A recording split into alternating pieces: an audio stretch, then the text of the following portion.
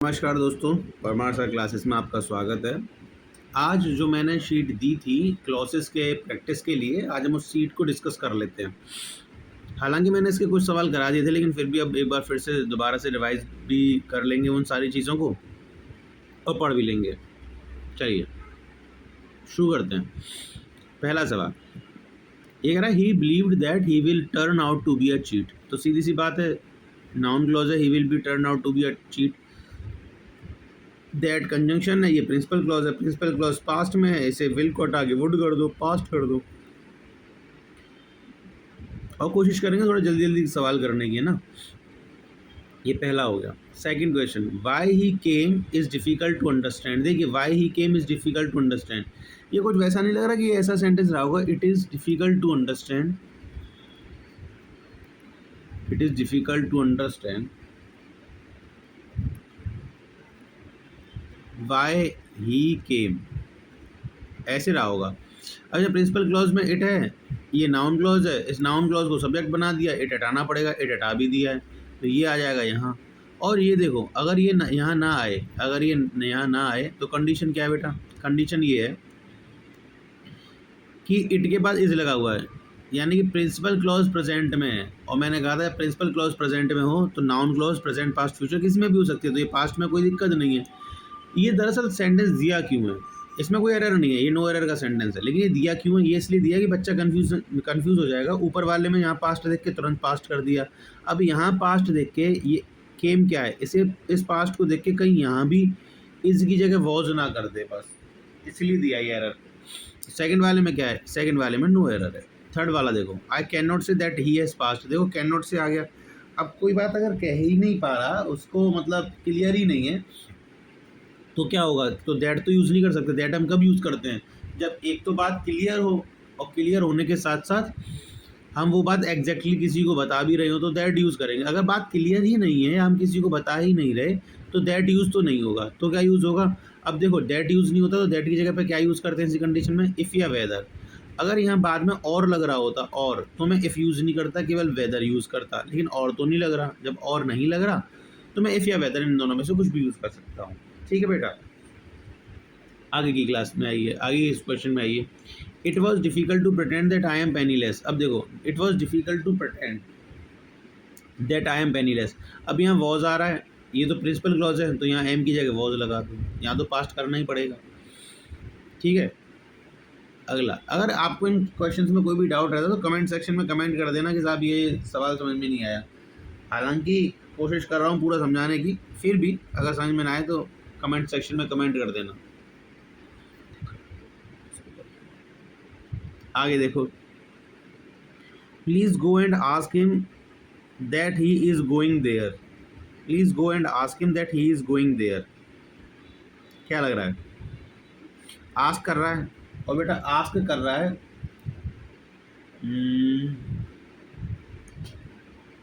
इससे पहले वाला रहेगा शायद, ये रह गया, ये रह गया। We did not see that man in the room who was standing in the corner. देखो बेटा, who was standing in the corner, ये क्या है? ये एक एडजेक्टिव क्लॉज है, लेकिन किसके लिए है? इसका एंटीसीडेंट रूम है क्या? रूम तो स्टैंड कर ही नहीं सकता, रूम नहीं है। इसका एंटीसीडेंट है द मैन, ये एंटीसीडेंट है। अरे हर एडजेक्टिव क्लॉज का एक एंटीसीडेंट होता है ना, तो इसमें इसका एंटीसीडेंट क्या है? That man.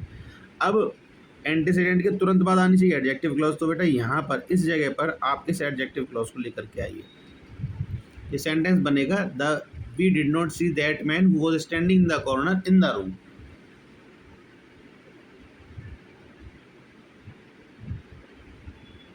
ठीक है, या फिर एक काम और कर सकते हैं, इस इन द रूम की एक पोजीशन और बन सकती है, देखो वो और ज़्यादा बेटर रहेगी वैसे। क्या? इस इन द रूम को यहाँ ले जाओ वी के बाद, वी इन द रूम, हाँ ये सही है, वी इन द रूम, क्योंकि जो रूम में है वो हम हैं, तो वी के बाद इन द रूम आ जाएगा, ये बिल्कुल सही है। तो क्या हो जाएगा? We in the room did not see that man who was standing in the corner. We did not, sorry, we in the room did not see that man who was standing in the corner. ये अच्छा लग रहा है, ये अच्छा लग रहा है। तो फाइनली क्या करो, इन द रूम को लास्ट में ले जाने की जगह पे वी के बाद ले आओ, वी इन द रूम, ये बिल्कुल सही है। ठीक है, इसके बाद आ जाओ यहाँ, please go and ask him that he is going there. अब देखो आस्क कर रहा है, आस्क कर रहा है तो दैट तो नहीं आएगा। Please go and ask him that he is going there, that की जगह पे क्या आ सकता है, दैट की जगह पे वाई लिख सकते हो ना बेटा। याद रखना जब ऐसे सवाल में दैट आ जाए तो दैट की जगह पे अभी भी मैंने बताया क्या लिखना है, यहाँ पर इफ़ या वेदर लिखना है। देखो समझ में आनी चाहिए सब चीज़ बेटा, अगर समझ में नहीं आएगी तो दिक्कत हो जाएगी बच्चा, तो क्लियर कट होना चाहिए ना बच्चा। अब देखो please go and ask him, that की जगह दैट नहीं आएगा। इफ वेदर, क्यों आस्क कर रहा है, आस्क कर रहा है तो बात क्लियर नहीं है तो नहीं आएगा ये दैट। अगला देखो, I did not know that why is he not staying there. देखो डिड नॉट आ रहा है तो पहली चीज़ तो पास्ट में है, इसकी जगह पे वॉज लगाओ, ठीक है। आई डिड नॉट नो, अब डिड नॉट नो आ रहा है बेटा तो फिर क्या करना है बच्चा, दैट नहीं आएगा,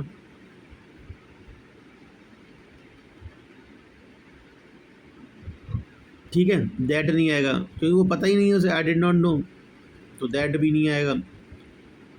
और एक दिक्कत और है इसके अंदर, देखो इस स्टार मार्क कर लो, इसके अंदर तीनों बातें क्लियर हो रही हैं। आई did not no, I did not know why he was, ये कहाँ आएगा, ये आएगा। तो तीन बात कौन कौन सी, प्रेजेंट क्लॉज पास्ट में तो ये भी पास्ट में बनाओ, कंजंक्शन दो कंजंक्शन यूज नहीं होंगे, डिड नॉट आ गया, डिड नॉट का मतलब है पास्ट में तो पास्ट बना दिया, दैट यूज नहीं होगा। अब तीसरी बात क्या थी, तीसरी बात थी इन्वर्जन नहीं बनता नाउन क्लॉज का कभी, याद करो नाउन क्लॉज का कभी इन्वर्जन नहीं बनता, ये वाली बात थी, तो नाउन क्लॉज का इन्वर्जन मत बनाओ, वॉज को ई के बाद लगा दो, हो गया करेक्ट। स्टार कर लेना, इसके अंदर तीनों बातें क्लियर हो रही हैं। अगले सवाल पे आते हैं। अगला सवाल, no such boy, no such boy who is living here will do this. अच्छा सवाल है ये भी,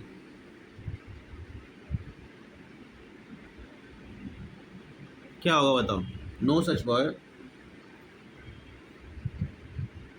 अच्छा मैंने एक बात तुम्हें पढ़ाई नहीं है, 8th क्वेश्चन पे स्टार मार्क करो, ये वाला बात मुझसे पूछना कि साहब मैंने एक चीज़ नहीं पढ़ाई। मैं तुम्हें बता रहा था such as, such that, same as, same that, ये वाले पेयर्स मैंने पढ़ाए नहीं है तुम्हें। दरअसल बेटा सच का पेयर एज के साथ होता है या सच का पेयर दैट के साथ होता है। सच का पेयर कभी भी हु के साथ नहीं होता, या तो सच एज के साथ होगा या सच दैट के साथ होगा। एज के साथ कब होता है, दैट के साथ कब होता है, वो तो खैर चलो तुम्हें बता दूंगा, लेकिन बेसिकली ये है इसका एरर है ना, सच का पेयर किसके साथ होगा। तो अभी इसको रहने देते हैं सवाल को, स्टार मार्क करके मुझसे बोल देना, 8th नंबर का क्वेश्चन आप मुझसे पूछ लेना। तो हर शीट के बाद मैं बताता हूँ कि किसी ने शीट पूरी देखी या नहीं देखी, उसके बिहाफ पर वो मुझसे पूछेगा क्वेश्चन। आप ये वाला क्वेश्चन ज़रूर पूछना साहब, सच के साथ एज या दैट वाली बात आपने बताने को कही थी, वो बता दीजिए। क्वेश्चन नंबर याद रखना। अगला, you should follow the same method which he does. देखो फिर मैंने बताया सेम के साथ, सेम के साथ या तो दैट आता है या एज आता है। अब दैट कब आता है, एज कब आता है, ये वाली बात मैं बता दूंगा, ये भी स्टार मार्क कर लो। हालांकि ऊपर वाले में जो आएगा वो एज आएगा, सच एज, और नीचे वाले में जो आएगा वो दैट आएगा, द सेम दैट। क्यों आएगा वो बाद में बता दूंगा, बस स्टार मार्क कर लेना 8वें 9वें दोनों को, इनमें वही वाली बात लग रही है। 10वां देखो, चलो 10वां देखो, 10वां कह रहा है let us help them who are in greater need than he. देखो इस पे भी स्टार मार्क करो, ये अच्छे एरर है, ये अच्छे एरर है, ये भी मैंने बताया नहीं है। Let us help them who are in greater need than he, अगर समझ पाओ तो समझने की कोशिश करना, हालांकि तुम नहीं समझ पाओगे। इसमें एरर ये है, देम की जगह दोज आएगा, एरर नोट कर लो बस। ये तीनों सेंटेंस बाद में बताऊंगा, 8 9 10, 8 9 10, ये तीनों सेंटेंस अच्छे हैं और ये मैं बाद में बताऊंगा आपको, क्योंकि इनके एरर जो हैं वो मैंने अभी कराए नहीं है।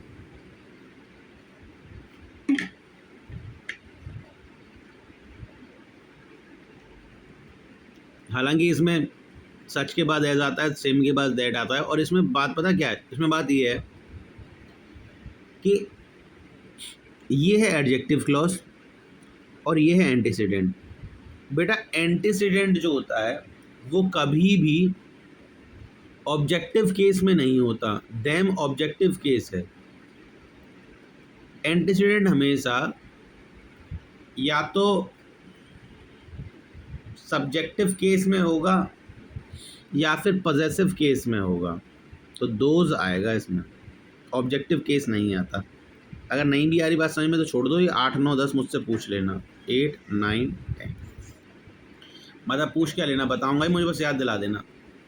ये अच्छे सेंटेंस हैं। आगे चलो, वॉट यू डिड, तो ये 3 हो गए ऐसे जो मुझे बताने हैं, अच्छे सेंटेंस हैं। एरर तो मैंने बता दिया, लेकिन समझाने वाली बात है इसमें, और समझाना तो पड़ेगा ही क्योंकि दीज आर गुड क्वेश्चन। अगला आओ, अगला सवाल है what you did it can not be pardon. What you did क्या है, नाउन क्लॉज है, it can not be pardon principal clause है, लेकिन प्रिंसिपल क्लॉज में जब नाउन क्लॉज को सब्जेक्ट बनाते हैं तो इट हटा देते हैं, तो यहाँ से इट हट जाएगा। What you did can not be pardon, और ये नाउन क्लॉज पास्ट में है, नाउन क्लॉज पास्ट में तो रूल नहीं लगता। रूल कब लगता है, रूल लगता है प्रिंसिपल क्लॉज पास्ट में, तो नाउन क्लॉज उसमें बनेगी पास्ट में। अगला देखो, all the books what you bought are not up to the mark. All the books what you bought are not up to the mark. अच्छा, इसमें बहुत सारी चीज़ें मैंने आपको एक एक दो चीज़ें छोड़ दी, बता देता हूँ। यहाँ ध्यान दो बेटा, देखो ये क्या है, ये एडजेक्टिव क्लॉज है। कौन सी, वॉट यू बॉट, यानी किताबें तो बहुत हैं लेकिन आपने जो किताब खरीदी है उनकी बात कर रहा हूँ। जब एडजेक्टिव क्लॉज में ऐसी बात आ जाए कि एंटीसीडेंट से पहले, एडजेक्टिव क्लॉज के, ये एडजेक्टिव क्लॉज है, अगर इसके एंटीसीडेंट से पहले कोई सुपरलेटिव डिग्री लग रही है, सुपरलेटिव डिग्री मतलब अगर एंटीसीडेंट से पहले कोई सुपरलेटिव डिग्री लग रही है, जिसका इसका मतलब है कि वो कुछ ऐसी बात बोलना चाह रहा है जिसके अंदर सारी की सारी चीज़ों को कंक्लूड किया जा रहा है, यानी कुछ स्पेशल सी बात कहना चाह रहा है। देखो जब कोई स्पेशल सी बात कहना चाहते हैं तो हम कुछ स्पेशल सी चीज़ें इस्तेमाल करते हैं, जैसे कि जब मैं आर्टिकल्स की बात करूं और मैं कुछ स्पेशल की बात करता हूं तो मैं यूज़ करता हूं the Taj Mahal, the United states of America, the India, the. लेकिन बेटा जब मैं ऐसे एंटीसीडेंट की बात करूं जिससे पहले कोई सुपरलेटिव डिग्री लग जाए, जैसे कि ऑल लग जाए, ओनली लग जाए, ओनली भी स्पेसिफिकेशन के लिए, ऑल लग जाए, ओनली लग जाए, ऐसे कंडीशन में हम जो कंजंक्शन यूज़ करते हैं वो वॉट कंजंक्शन यूज़ नहीं करते, हम जो कंजंक्शन यूज़ करते हैं वो दैट कंजंक्शन यूज़ करते हैं। बात इंपॉर्टेंट है, ये वाली बात तो यहीं समझ लो, ये बाद में नहीं बताऊंगा। क्या बात है बेटा कि जब एंटीसीडेंट में, एंटीसीडेंट तो पहचान ही लोगे, जब एंटीसीडेंट में, एंटीसीडेंट वाले हिस्से में, एंटीसीडेंट से जस्ट पहले कोई सुपरलेटिव डिग्री लग जाए, कोई भी एंटीसीडेंट से पहले कोई भी सुपरलेटिव डिग्री लग जाए, उस सुपरलेटिव डिग्री के बाद जो कंजंक्शन यूज़ होता है वो वॉट कंजंक्शन यूज़ नहीं होता, वो दैट कंजंक्शन यूज़ होता है। क्या यूज़ होता है बेटा, वो दैट कंजंक्शन यूज़ होता है। और अगर दैट कंजंक्शन यूज़ होता है तो यही सेंटेंस के अंदर एरर हो गया, वॉट हटा दो, दैट लगा दो। बात समझ में आई? ये 3 एरर मैं तुम्हें बाद में बता दूंगा, लेकिन पेयर है, पेयर याद कर सकते हो चाहो तो, such as such that, same as same that, इनसे बात हो जाएगी। लेकिन ये देखो, हमें इसमें एरर नहीं निकालने हैं, हमें एरर करेक्ट करने हैं, करेक्ट द फॉलोइंग सेंटेंसेस। और ये वाली बात क्यों जरूरी है, एरर हो सकता है एक पार्ट में कहीं तुम समझो, उसी पार्ट में कहीं दूसरी जगह एरर हो, तो वो सही हो सकता है, उससे आपकी ग्रामर का पता नहीं चलेगा हर जगह पर, लेकिन इससे आपकी ग्रामर का ही पता चलेगा जब आप इसके करेक्ट सेंटेंसेस लिखोगे। तो समझ में आ रहा है? All the books that you bought, that you लगाया, बुक्स को देख के नहीं लगाया, ऑल को देख के लगाया है। अब ऑल अगर लगा हुआ है तो सेंटेंस किसी भी चीज़ की बात कर ले, लेकिन अगर एंटीसीडेंट से पहले ऑल, ओनली, सुपरलेटिव डिग्री जैसे, यानी स्पेसिफाइड करने में जैसे कोई शब्द लगे हुए हैं, उस जगह पे आप दैट लगा दो आंख बंद करके, और कुछ मत लगा देना, बस दैट। ये वाला पॉइंट याद रख लेना। स्टार मार्क कर दूँ 12वें वाले पे। हाँ, ये वाला पॉइंट याद कर लेना, नोट कर लेना, ये वाला पॉइंट इंपॉर्टेंट है। अब देखो जैसे इसमें है 13 वाले में, there was every reason to believe that he has changed. अब वॉज से आ रहा है और हैज़ लगा दिया। कल मैंने कहा था हैज़ किसका होता है, प्रेजेंट का होता है सिग्निफिकेशन इसका, तो यहाँ पर हैज़ नहीं आएगा, हेड आएगा। अरे वॉज आ गया ना तो हेड लगा दो, ईजी सी चीज़ थी। 14 देखो, tell me the reason that they could not marry. देखो टेल मी द रीज़न, तो मतलब रीज़न पता तो नहीं है, तो दैट तो नहीं आएगा, दैट तो नहीं आता, क्यों, टेल करना है तो दैट नहीं आएगा, तो सब लगाएं क्या, दैट नहीं आएगा तो लगाएं क्या। देखो बेटा अब समझो, अब टेल मी द रीज़न, वो क्या पूछना चाह रहा है, रीज़न पूछना चाह रहा है। अब आप बताओ मेरे को बच्चा, वाई, वेयर, व्हेन, इन तीनों में रीज़न कौन बताएगा। देखो मैं बताऊं, व्हेन इसका मतलब क्या है, कब, ये कब है, टेल मी द टाइम। अगर कोई टाइम पूछे तो when, tell me the time, when you will come, तुम कब आओगे, time. Tell me the place where you come, where you will come, ये प्लेस है ना। समझ रहे हो मैं क्या कहना चाह रहा हूँ, tell me the time when you come. अब टाइम बताना है तो टाइम के लिए क्या आएगा, व्हेन यू कम। प्लेस बतानी है, tell me the place where you will come. ठीक है, अब आ रहा है कि रीज़न बताओ, tell me the reason why you didn't come yesterday.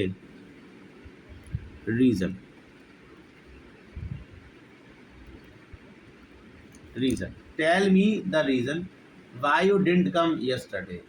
अरे आ रहा, समझ में नहीं आ रहा, ये वाली बात बता दो फटाफट से।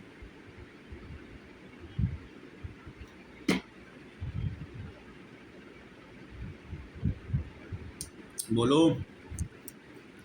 यानी कि यहाँ पर दैट नहीं आएगा, दैट क्यों नहीं आएगा, टेल करना है पहली बात तो, यानी कोई बात अगर पूछनी है इसका मतलब वो वाली बात पता तो नहीं है, और अगर कोई बात पता नहीं होती तो उनके लिए दैट तो नहीं आता, दैट तो नहीं आएगा। फिर क्या आएगा, रीज़न पूछ रहा है, अगर टाइम पूछता तो व्हेन आ जाता, प्लेस पूछता तो वेयर आ जाता, रीज़न पूछ रहा है तो क्या आएगा, वाई आएगा। Tell me the reason why they could not marry. बहुत बेहतरीन शीट है, और ये मैं तुम्हें पहले भी बताया था, अब भी बता रहा हूँ, ये शीट SP बख्शी की शीट है, जो किताब SP बख्शी आती है उसकी शीट है। उसकी शीट मत करने का मतलब है कि आपने बहुत अच्छे तरीके से किसी टॉपिक पर कमांड कर ली है, और उसमें बहुत शानदार शानदार एरर्स होते हैं, और वो आप देख भी रहे हो, छुटपुटिया एरर नहीं है यहाँ सारे शानदार एरर हैं बच्चा। आगे देखो, it is better to write with a pen whose nib is smooth. It is better to write with a pen whose nib is smooth. गोला कर लो, जिन पे गोला करवा रहा हूँ, जैसे 3 तो पहले बताए, लेकिन गोले के बाद भी मैंने कुछ नई चीज़, जैसे 14th में मैंने नई चीज़ बताई है, 12th में मैंने नई चीज़ बताई है, इन दोनों में जो नई चीज़ बताई है वो भी नोट करनी है। ये बहुत शानदार शीट है, मैं फिर से बोल रहा हूँ, अगर ये एरर समझ में नहीं है तो दिक्कत हो जाएगी। क्लॉज करने के बाद में देखो, किसी भी टॉपिक को करने के बाद में जब तक आप उसके सवालों को नहीं करोगे तब तक वो चीज़ जहन में नहीं उतरेगी। सवाल बहुत ज़रूरी है, चाहे वो मैथ की बात कर लूँ, फिज़िक्स की कर लूँ, केमिस्ट्री कर लूँ, चाहे फिर मैं वो इंग्लिश की बात क्यों ना कर लूँ। हालांकि इसका क्या होता है, द नेब ऑफ विच इज़ स्मूथ होता है इसका, द नेब ऑफ विच इज़ स्मूथ, लेकिन ये क्यों होता है ये वाली बात बाद में बताएंगे, इसलिए ये वाली बात नहीं आई। हूज़ जो शब्द है बेटा, वो दरअसल हूज़ शब्द लगता है, वो लगता है लिविंग थिंग्स के लिए। जो नॉन लिविंग थिंग्स के लिए शब्द लगता है, नॉन लिविंग थिंग्स के लिए शब्द लगता है, वो होता है विच। क्या होता है, वो होता है विच। नॉन लिविंग थिंग्स के लिए जो लगता है, ये याद रखने वाली बात है। चलो बच्चा आगे चलते हैं। अब अगला सवाल, the boy who you know is not going there.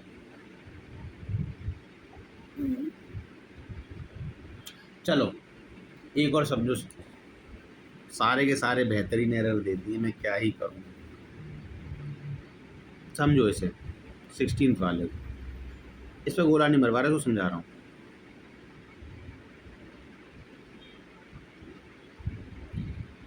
अगर एडजेक्टिव क्लॉज में, अगर एक सेकंड रुक जाओ, उसमें शायद पेज ऐड हो जाएगा, तो मैं पेज ऐड कर लेता हूँ, एक सेकंड रुकना।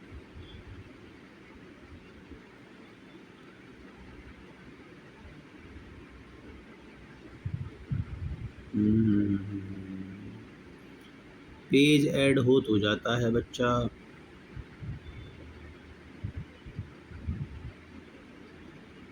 एक सेकंड रुक जाओ बस। अच्छा ये तो चल ही रहा है, तो मतलब पेज तो मेरे पास ऐड है ही।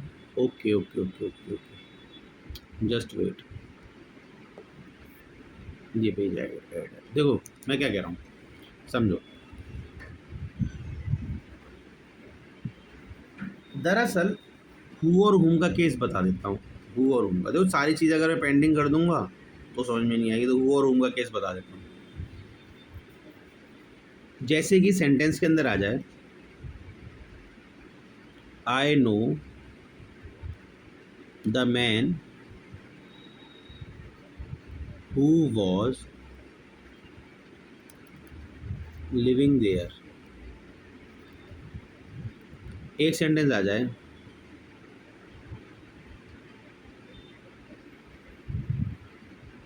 जैसे ये वाला सेंटेंस ले लेता हूँ, ये कौन सा है,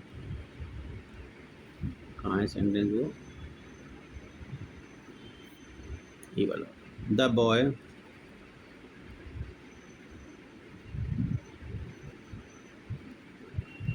who you know, the boy who you know is not going there।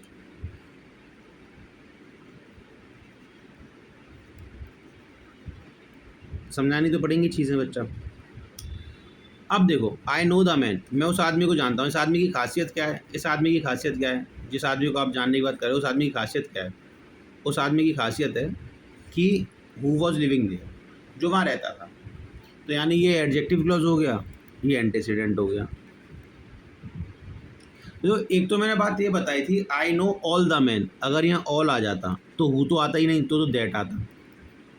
ये वाली बात बताई थी, ये तो समझ में आ गया ना। यानी एंटीसीडेंट से पहले अगर कोई सुपरलेटिव डिग्री आ जाए तो उस जगह पे क्या करते हैं, जो कंजंक्शन है वो हुज नहीं रहता, वो दैट हो जाता है। तो पहली बात तो यही आ गई, ठीक है।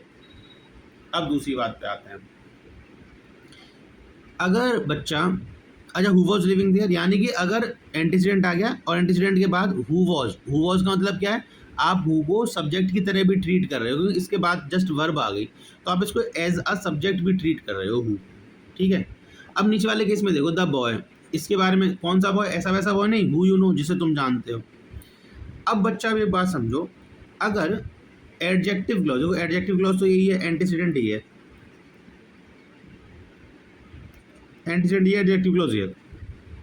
अगर एंटीसीडेंट के जस्ट बाद जो एडजेक्टिव क्लॉज आ रही है, उस एडजेक्टिव क्लॉज में अपना कोई सब्जेक्ट भी है, अगर एडजेक्टिव क्लॉज में कोई सब्जेक्ट है, जैसे कि यू है, ही है, या कोई नेम है, यानी एडजेक्टिव क्लॉज में कोई सब्जेक्ट है, जैसे एडजेक्टिव क्लॉज में ये रहा सब्जेक्ट। अब देखो ऊपर वाले एडजेक्टिव क्लॉज में कोई सब्जेक्ट है ही नहीं, जब कोई सब्जेक्ट नहीं है तो हु को सब्जेक्ट की तरह ट्रीट किया जा रहा है, किसकी तरह, सब्जेक्ट की तरह, एज अ सब्जेक्ट ट्रीट किया जा रहा है।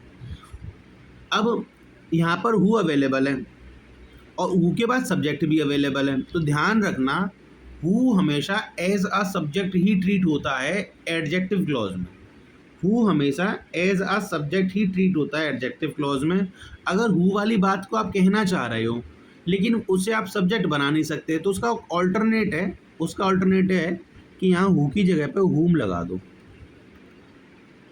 मतलब कुल मिला के बात इतनी है, हु के बाद कोई सब्जेक्ट नहीं आ सकता, जबकि हुम के बाद सब्जेक्ट आ सकता है। यानी कि मैं ये कहना चाह रहा हूँ, यानी कि मैं इतना कहना चाह रहा हूँ कि हु के बाद हमेशा हेल्पिंग वर्ब आएगी, कहाँ, एडजेक्टिव क्लॉज में, और हुम के बाद सब्जेक्ट आएगा एडजेक्टिव क्लॉज में। अगर हुम के बाद सीधे हेल्पिंग वर्ब है तो गलत है, और हु के बाद सीधे सब्जेक्ट है तो गलत। बस इतनी सी बात है। यानी कि अगर कहीं सब्जेक्ट दिख जाए, हु के साथ सब्जेक्ट का कॉम्बिनेशन दिख रहा है तो वो गलत हो गया। आप क्या करो, आप उस हु को हुम में बदल दो, क्योंकि हु के साथ सब्जेक्ट का कॉम्बिनेशन नहीं होता। ठीक है, अच्छी बात थी ये, नोट कर लो, बहुत अच्छी बात थी ये। अभी हम इसमें बस इस क्लास में बेटा हम केवल 20 एरर्स ही करेंगे बच्चा, क्योंकि बहुत अच्छे अच्छे एरर्स हैं। समझ में आ रही है बात? तो हु के साथ सब्जेक्ट वाला कॉम्बिनेशन नहीं बैठता, हुम के साथ सब्जेक्ट वाला बैठता है, क्योंकि हु जो सब्जेक्ट की तरह ही काम करता है। अब खुद सब्जेक्ट है और एक सब्जेक्ट और लगा दो तो बात गलत हो गई ना। बस तो 16 हो गया, 17 देख लेते हैं। He gave me a book and which I like very much. देखो दो कंजंक्शन आ गए, एंड और विच, दो कंजंक्शन आ गए, एंड और विच। एक हटा दो, एंड हटा दो। क्यों? एंड लगता है जब कोऑर्डिनेट क्लॉज हो, ये कोऑर्डिनेट तो है ही नहीं। ये क्या है? एक किताब है जिसे मैं पसंद कर रहा हूँ, एडजेक्टिव क्लॉज है, तो एंड तो हटा दो। दो कंजंक्शन ही आएंगे ना, ये वाली बात तो समझा रखी थी। यहाँ पर देखो, he told me that he saw his father last month.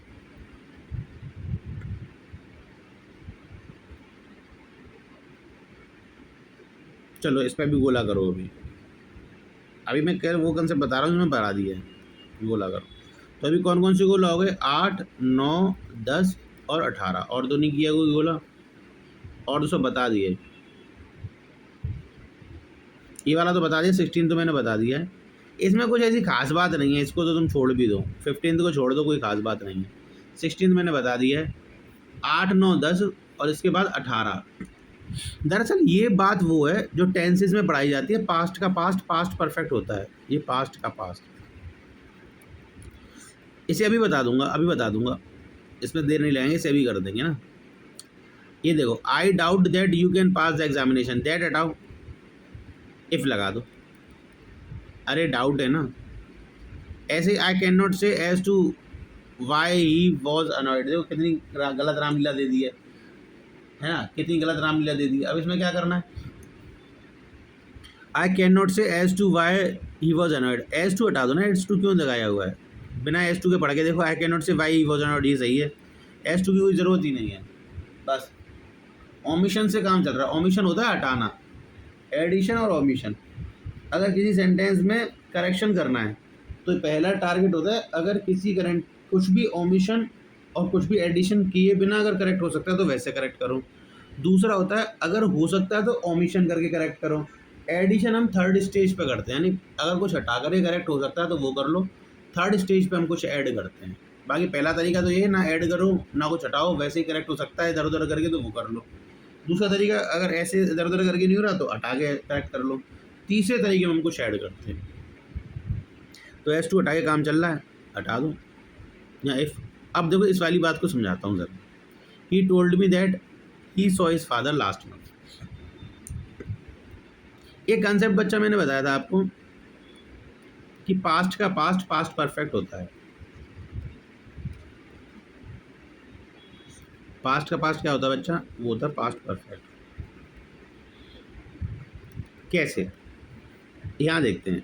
He told me, अच्छा सा लिखने की कोशिश कर लेता हूँ। He told me that he saw his father last month. चलो अब मैं कुछ कुछ बातें आपको बताने की कोशिश कर रहा हूँ, जरा समझना। ही टोल्ड मी, उसने मुझे बताया। मान के चलो आज प्रेजेंट में तारीख है 15 जुलाई, तारीख है 15 जुलाई। अब क्या है? अब है बच्चा, उसने मुझे बताया, यानी 15 जुलाई को उसने मुझे बताया। क्या बताया? That he saw his father last month. 15 जुलाई अगर तारीख है, सॉरी 15 को नहीं बोला, बताया होगा, पास्ट है, तो यानी मान के चलो उसने मुझे कल बताया, 14 जुलाई को बताया, 14 जुलाई को बताया। आज अगर ये है, अगर आज बताता तो मैं लिखता ही टेल्स मी। अगर आज बताता तो मैं लिखता ही टेल्स मी, लेकिन उसने मुझे पास्ट में बताया है, तो 15 जुलाई को तो नहीं बताया होगा, या तो 15 से पहले 14 को बताया होगा, 14 से पहले 10, 11, 12 किसी भी तारीख में बताया होगा, लेकिन 15 से पहले बताया होगा। तो यानी कि उसने मुझे बताया 14 जुलाई को। समझ में आई बात? 14 जुलाई को उसने मुझे बता दिया। क्या बताया? कि उसने अपने पिताजी को देखा लास्ट महीने। तो लास्ट महीने का मतलब क्या है, उसने मान के चलो जून में देखा होगा, जून 2026 में। यानी कि अभी कितना है, अभी क्या चल रहा है बच्चा, अभी चल रहा है 15 जुलाई, अभी चल रही है 15 जुलाई। अब 15 जुलाई के हिसाब से इसे और थोड़ा सा इधर कर लेता हूँ, इधर, हाँ 15 जुलाई चल रही है। अब 15 जुलाई के हिसाब से पास्ट क्या हो गया, पास्ट हो गया 14 जुलाई। यहाँ उसने मुझे बताया है, और बताया क्या है कि उसने पिछले महीने किसी अपने पिताजी को देखा, यानी एक तो पास्ट, ये प्रेजेंट है, ये पास्ट, और ये कह रहा है कि इसने जून 2026 में पिताजी को देखा है। ये क्या हो गया बेटा, ये पास्ट का पास्ट हो गया, क्या हो गया, पास्ट का पास्ट हो गया, जून 26 में देखा है। अब बच्चा अगर ये पास्ट का पास्ट हो गया है तो याद रखना ये कौन सा सेंटेंस हुआ, पास्ट का पास्ट, जो उसने देखा है, ये क्या है, ये पास्ट का पास्ट बन गया है।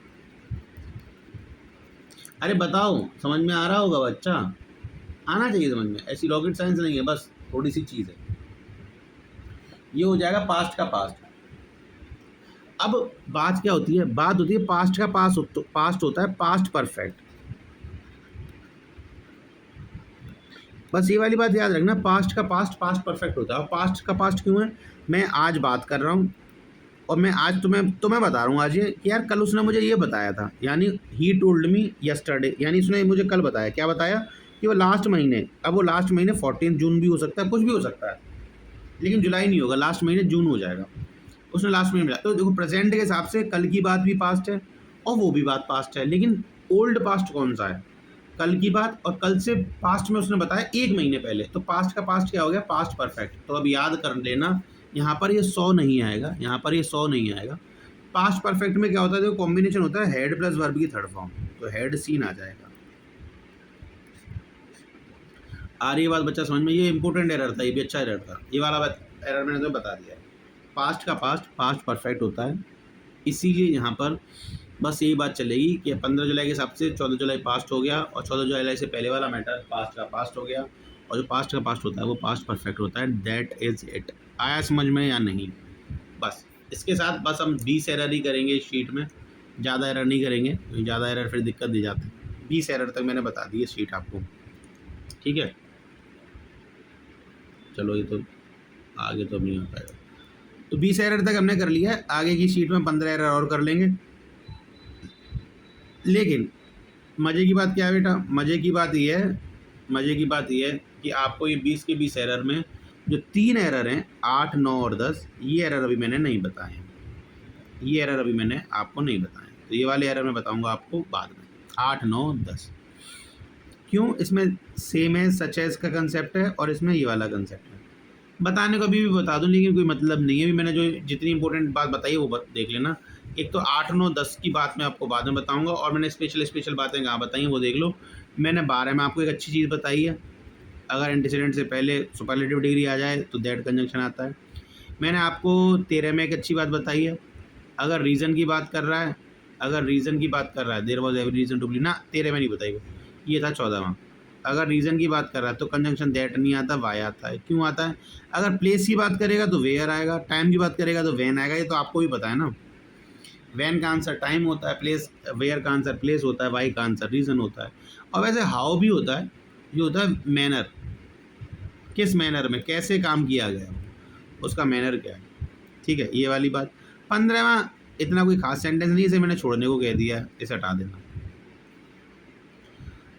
और फिर और बात किसमें बताई है, ये वाली बात, ये भी मैंने एक इम्पोर्टेंट बात बताई है आपको, इसमें भी कहाँ हु और हुम कहाँ चेंज होते हैं, तो मैंने बहुत अच्छी चीज़ें बताई हैं। और इसके बाद जो अभी अभी मैंने बात बता के आ रहा हूँ आपको बच्चा, वो ये वाली बात है कि पास्ट का पास्ट पास्ट परफेक्ट होता है, इस वाले स्टेटमेंट को याद रख लेना। क्या कि पास्ट का पास्ट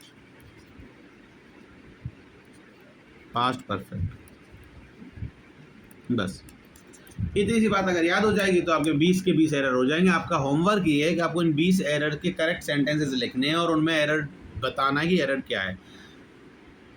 ये सारी बातें अगर आप कर लोगे बच्चा तो अच्छे से समझ पाओगे।